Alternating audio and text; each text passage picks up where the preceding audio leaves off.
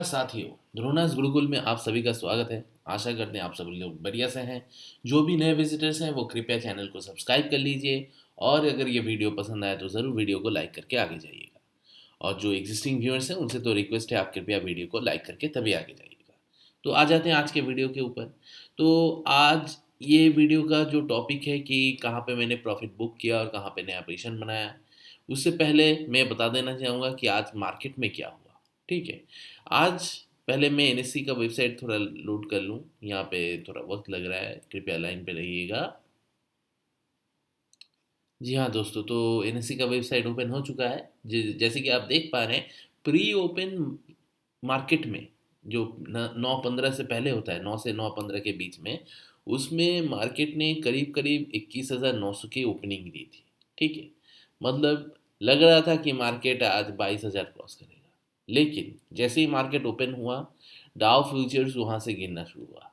और जैसे ही Dow futures गिरना शुरू हुआ, मार्केट भी धड़ाधड़ आपका प्रॉफिट बुकिंग लेता गया। हालांकि डाउ फ्यूचर्स में आपका हमारे यहाँ पे तो जो था, ये सैटरडे संडे तो बंद रहता है। ठीक है, तो और वहाँ का जो फ्राइडे है, मतलब फ्राइडे है, हम लोग का सैटरडे है।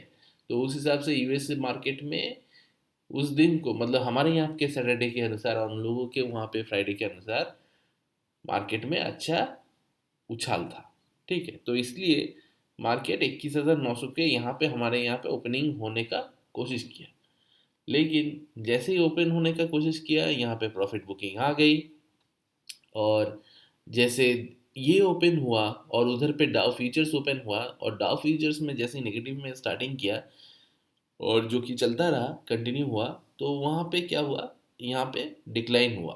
ठीक है, जिसमें देखा जा रहा है कि एडवांस में हम लोगों का 40 शेयर था, लेकिन डिक्लाइंस में 10 शेयर, और ये 10 शेयर इतना भयंकर तरह से गिरा है कि मार्केट आपका करीब करीब 21,500 को टेस्ट कर लिया। ठीक है, तो गिरने वाले शेयर्स में हम लोगों का कितना है, सिप्ला है, आईटीसी है, इन्फोसिस है, एलटीआई माइंट्री और बजाज ऑटो। और चढ़ने वाले शेयर्स में ओएनजीसी, रिलायंस, कोल इंडिया, अदानी इंटरनेशनल और अदानी एंटरप्राइज और अदानी पोर्ट्स। ठीक है, और जैसे कि आप लोग देख सकते हैं, ओएनजीसी में 8% का करीब करीब उछाल आया है, रिलायंस में 6% का। ठीक है, कोल इंडिया में 6% का, अदानी एंटरप्राइज में आपका 580% का। ठीक है, और अदानी पोर्ट्स में 4.20 का। तो मार्केट में अच्छा गिरावट था और अच्छा आपका कोशिश भी था, मतलब चढ़ने का। इसलिए 40 शेयर एडवांस हुआ, उसके बाद भी 10 शेयर्स में गिरावट हुई। ठीक है, तो ये तो था गेनर्स एंड लूजर्स। और मोस्ट एक्टिव शेयर्स में कितने थे, मोस्ट एक्टिव शेयर्स में चढ़ने वाले में एच बैंक थे। ठीक है, जो कि 1.5% का चढ़ा था, रिलायंस 6% का, ICICI bank 0.81, ONGC 8%, Adani Enterprise 5.79।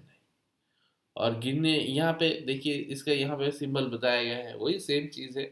ठीक है, यहाँ पे मोस्ट एक्टिव में भी बताया गया है ONGC, HDFC Bank, Tata Steel, Coal India, Power Grid. तो हम लोगों का क्या है, हम लोग तो ईटीएफ वाले हैं, हम लोग नेकेड शेयर में काम नहीं करते हैं। और जो लोग करते हैं उनको तो बहुत जानकारी रखना पड़ता है, मार्केट का बहुत ख्याल रखना पड़ता है। ठीक है, हर न्यूज़ ट्रैक करना पड़ता है अगर शॉर्ट टर्म करेंगे तो। और अगर लॉन्ग टर्म करेंगे तो फंडामेंटली अच्छा शेयर्स आपको पकड़ के लेके बैठा रहना पड़ता है। ठीक है, तो जैसे कि मेरे यहाँ पे 6% का रूल्स है। ठीक है, और रूल के अनुसार मेरे पास आज 6% कहीं पे भी नहीं आया, तो कहीं पे भी मैंने प्रॉफिट बुक नहीं किया। ठीक है, लेकिन मैंने नया पोजीशन ज़रूर बनाया। और किस में बनाया, वो मैंने बनाया है कोटक निफ्टी बैंक ईटीएफ। तो आपका कहना हो सकता है कि सर यहाँ पे हम लोग सिर्फ बैंक में ही अभी क्यों पोजीशन बना रहे हैं, क्योंकि अगर आप मेरा लास्ट 3-4 ट्रेडिंग सेशन देखोगे तो देखोगे कि मैंने लास्ट 6 ट्रेडिंग सेशन में या 3-4 ट्रेडिंग सेशन में मैंने सिर्फ बैंक का ही ईटीएफ खरीद रहा हूँ। पहली बात तो ये है कि देखिए, फिनेंस सेक्टर जो है ना, वो निफ्टी 50 का आपका टॉप सेक्टर में है। मतलब 50 कंपनीज में ज़्यादातर कंपनीज बैंकिंग सेक्टर से है और फिनेंस सेक्टर से है, जिसकी वजह से देखिएगा एक फिनेंस बैंक ऑप्शन बोल के भी आपका एक इंडेक्स बना है, फिन इंडेक्स, ठीक है। जिसे यहाँ पे क्या दिखाई देगा देखते हैं, चलिए। निफ्टी बैंक, ये देखिए, निफ्टी 50, उसके बाद निफ्टी 50 निफ्टी बैंक, उसके बाद फिनेंस निफ्टी। तो आपको समझ में आ रहा है कि फिनेंस और निफ्टी बैंक जो है ये दोनों का मोरलेस सेम ही रहता है, ठीक है। एक बैंक है और एक फिनेंस सर्विसेज है, हालांकि वो फिनेंस सर्विस से ही बैंक बनता है। तो यहाँ पे अगर हम लोग इकोनॉमी को अगर एक ह्यूमन बॉडी बोलेंगे तो ह्यूमन बॉडी का जो वेन्स होगा वो होगा आपका फिनेंस सेक्टर, और वो ही सेक्टर अभी गिरा हुआ है। आज बाकी सब सेक्टर्स की वजह से मार्केट चढ़ा है, लेकिन फिनेंस सेक्टर भी चढ़ा था, उसके बाद अभी प्रॉफिट, अच्छी तरह से प्रॉफिट बुकिंग आ रहा है और वहां पे वो गिर रहा है। तो हम लोगों को क्या करना है, हम लोगों को बाई लो करना है और सेल हाई पे करना है। ट्रेडिंग का कॉन्सेप्ट वही है, ठीक है। तो उस हिसाब से हम लोग यहाँ पे जो खरीद रहे हैं इसका रिस्क रिवॉर्ड रेशियो हम लोग ज़्यादा बनता जा रहा है, ठीक है। मतलब रिस्क कम है, रिवॉर्ड ज़्यादा है। ये चढ़ने में बहुत चढ़ सकता है और गिरने में बहुत कम गिरेगा, अगर in comparison with other sectors. और ये सिर्फ फिनेंस सर्विस के या बैंक ईटीएफ के बारे में नहीं है, आईटी के बारे में भी था, जो मैंने पहले भी बताया था, जहाँ से आप लोगों को अच्छा प्रॉफिट मिला, ठीक है। और अभी भी मैं बता रहा हूँ कि बैंक में हम लोगों को अच्छा प्रॉफिट मिल सकता है, इसलिए बैंक में हम लोगों को पोजीशन बनाते रहना है, ठीक है। जैसे जैसे हम लोग पोजीशन बनाएंगे और जैसे जैसे ये चढ़ेगा, हर एक लेवल में मैंने एक एक ईटीएफ खरीद रहा हूँ, ठीक है। तो उससे क्या होगा, जब ये चढ़ेगा धीरे धीरे, जब चढ़ेगा एक एक पोजीशन में मेरा प्रॉफिट बुकिंग होगा। समझ में आ रहा है? तो इसी की वजह से मैंने आज आज जो खरीदा वो है कोटक निफ्टी बैंक ईटीएफ। इसमें भी मेरा कोई पोजीशन पहले नहीं था, आज मैंने दोबारा बनाया इसमें पोजीशन, मतलब आज मैंने बनाया पोजीशन।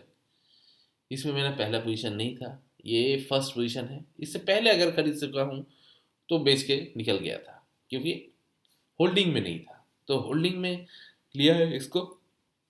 और यहाँ से हम लोग 6% का टारगेट रखेंगे।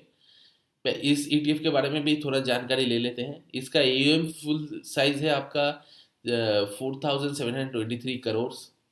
पी रेशियो है 15.58। प्राइस टू बुक रेशियो है 2.24। नंबर ऑफ स्टॉक्स 12 है। एक्सपेंस रेशियो 0.16 है। फंड मैनेजर है दिवेंद्र सिंघल जी और सतीश दोंदपते जी, ठीक है, डोंडापट्टी जी। और ये फाउंड किया गया था 2014 को। इसका ईटीएफ कोड है कोटैक बीके ईटीएफ। इसमें अगर आप खरीदते हैं या पोजीशन बनाते हैं तो आपका इन बैंकों के कंपनीज में पोजीशन बनता है। कौन कौन से बैंक की कंपनी है? HDFC Bank, ICICI Bank, Kotak Mahindra Bank, Axis Bank, State Bank of India, Indus net bank, Indus India Bank, IND Bank, Bank of Baroda, AU Small Finance Bank और Federal Bank, IDFC First Bank, Punjab National Bank, Bandhan Bank. इन सभी बैंकों में आपका position बन जाता है। तो मोर और लेस आपका यहाँ पे तो रिस्क बहुत ही कम रहता है, ठीक है। मतलब पैसा तो आपका ज़ीरो नहीं हो जाएगा, फर्स्ट ऑफ ऑल, क्योंकि यहाँ पे ये क्या हो रहा है कि आप बैंक के इंडेक्स में लगा रहे हो। एक बैंक नहीं चलेगा, जैसे कि अभी मान लीजिए एचडीएफसी बैंक यहाँ पे इतना गिरा है, ठीक है। अगर हम लोग देखेंगे, अगर मान लीजिए आपने सिर्फ एचडीएफसी बैंक में पोजीशन बनाया होता और वो जैसे कि अभी गिरा है, तो कितना गिरता? ये देखिए, लास्ट एक महीने में इसने गिरा है 15% का, ठीक है। और वहीं पे अगर हम लोग निफ्टी बैंक, मतलब ये ही मान लीजिए कोटक बैंक को ही पकड़ लेते हैं, ठीक है। कोटक निफ्टी बैंक ईटीएफ, इसको ही पकड़ लेते हैं, ठीक है। इसको थोड़ा लोड है जाने दीजिए। हाँ, अच्छा। इसमें कब का देखा हमने, लास्ट एक मंथ में देखा है 15.32% का गिरावट है। तो यहाँ पे देखिए इसका कितना गिरा है, सिर्फ 6.24। मतलब शेयर्स में गिरावट का रिस्क ज्यादा रहता है, ईटीएफ में नहीं, क्योंकि यहाँ पे तो सिर्फ एचडीएफसी बैंक नहीं है ना, उसके साथ और भी बहुत सारे बैंक हैं जो कि एक साथ, जब वो लोग गिर रहे हैं उठे चढ़ेंगे भी तो एक साथ, और वो लोग जब गिर रहे हैं तब एक साथ तो सब, हर कोई धड़ाम से नहीं गिरेगा। एक अगर धड़ाम से गिरेगा तो दूसरा थोड़ा धीरे धीरे गिरेगा, थोड़ा आहिस्ते से गिरेगा, क्योंकि उसको पता है कि ये यहाँ पे अभी गिरावट आने वाला है, तो हम लोग को थोड़ा धीरे धीरे गिरना है। ठीक है, एब्जॉर्ब हो जाता है शॉकर के। यहाँ पे देखिए ये एक साल में 12% दिया है बैंक वाला ईटीएफ। ठीक है, और ये एचडीएफसी बैंक कितना दिया है एक साल में, देखते हैं, -10%, और यहाँ पे +12%। समझ में आ रहा है? इसीलिए मैं नेकेड शेयर्स में जाने के लिए आप लोगों को मना करता हूँ। ठीक है, बाकी आपकी मर्जी है, आपकी फाइनेंस, आपकी पैसा है, आपका पैसा है, आप हर कोई यहाँ पे एडल्ट है। ठीक है, तो सोच विचार करके ज़रूर कीजिएगा। ठीक है, लास्ट 3 ईयर्स में हम लोग यहाँ पे देखते हैं 48%। यहाँ पे देखिए, यहाँ पे क्या है, यहाँ पे 2.41% लास्ट 3 ईयर्स में, जबकि एचडीएफसी बैंक टॉप होल्डिंग्स है ईटीएफ बैंक इंडेक्स का। ठीक है, और इस ईटीएफ का भी टॉप इंडेक्स है ये, लेकिन टॉप होल्डिंग होने के साथ साथ भी ये वाला ईटीएफ और भी बहुत सारे बैंक में निवेशित है, इसलिए जब वो लोग चल रहे हैं तो ये इसका कोप अप हो जाता है। इसीलिए कहते हैं ईटीएफ जितना गिरावट मिले, गिरा हुआ मिले, उतना खरीदो, क्योंकि जब चढ़ने का वक्त आएगा ना, अगर 12 शेयर्स हैं इसमें, जैसे 12 में से अगर 8 भी चले गए तो प्रॉफिट देके निकल जाएंगे, ये हमको प्रॉफिट देके निकल जाएगा। तो इसीलिए ईटीएफ सेफ है, छोटे रिटेल इन्वेस्टर्स के लिए ईटीएफ एक वरदान है, म्यूचुअल फंड जैसी आपकी सुविधा है, और ट्रेडिंग का मज़ा भी है शेयर के जैसा। आप चाहे इंटरडे कीजिए, एक बार नहीं दिन में 10 बार कीजिए, कोई प्रॉब्लम नहीं। म्यूचुअल फंड में तो वो नहीं होगा, आप म्यूचुअल फंड में जिस दिन पैसा लगाएंगे उस दिन आपका पैसा लगेगा, वो भी रात को। मतलब दिन के यहाँ पे जैसे, अगर मान लीजिए यहाँ पे जैसे दिन में गिरावट आया था, ठीक है, यहाँ पे गिरावट आया था, अगर आपने यहाँ पे पोजीशन बनाया होता और अगर यहाँ पे आके देखते हैं अरे मेरा बढ़ गया, थोड़ा प्रॉफिट हो रहा है, चलो निकाल देते हैं आज के लिए, निकाल लिया, कोई प्रॉब्लम नहीं है, आप इंटरडे कर लिए। लेकिन म्यूचुअल फंड में ऐसा नहीं हो सकता, लेकिन ईटीएफ में ऐसा हो सकता है। ऊपर से ईटीएफ सेफ है, एक बैंक दो बैंक नहीं चलेंगे फिर भी ये आपको प्रॉफिट दे देगा, कोई प्रॉब्लम नहीं है। 4 बैंक भी नहीं चलेगा तब भी प्रॉफिट दे देगा, 8%। 8 है ना, 8 अगर मतलब जब तक number of aggregations of shares will be higher than the lower shares, then in that case you will get the profit in ETF। मतलब 12 में से अगर 6 में भी आप लोग को प्रॉफिट मिल रहा है तो वो आपको प्रॉफिट दे देगा ये ईटीएफ। ठीक है, और ज़्यादातर ऐसा ही होता है, जब गिरता है कोई एक शेयर गिरता है, 2 शेयर गिरते हैं, पिटते हैं, ठीक है, बाकी तो चले ही जाते हैं। ठीक है, सेक्टर का, तो वहाँ से ऐसा होता है। और अगर पूरा सेक्टर गिर रहा है तब तो वरदान है, मतलब तब खरीद लो ही खरीद लो, क्योंकि जब चलेगा सब एक साथ चलेगा। ठीक है, तब आपको प्रॉफिट मिलेगा ही मिलेगा, और वो बढ़िया सा मिलेगा, शेयर डायरेक्ट शेयर से अच्छा मिलेगा, क्योंकि 12 का आपका पावर मिलेगा ना जब चलेगा, इसीलिए। तो आज के लिए इतना ही दोस्तों, यही बात बताना था। ठीक है, और इसी के साथ सेबी के नियम अनुसार ये भी बता देना चाहूँगा, कोई भी फिनेंशियल डिसीजन अगर आप लेते हो तो अपने हिसाब से सोच विचार करके एक फिनेंशियल एडवाइज़र के साथ संपर्क करके तभी आप लीजिएगा। ये चैनल में बताई गई सभी जानकारी जो है स्टडी पर्पस दी गई है, कोई भी बाई और सेलिंग रिकमेंडेशन नहीं है। मैं यहाँ पे क्या कर रहा हूँ वही मैं बताता हूँ। ठीक है, और अगर आपको पसंद आए तो आप भी स्टडी कीजिए और उस हिसाब से काम कीजिए। ठीक है, तो आज के लिए इतना ही। जय जवान जय किसान।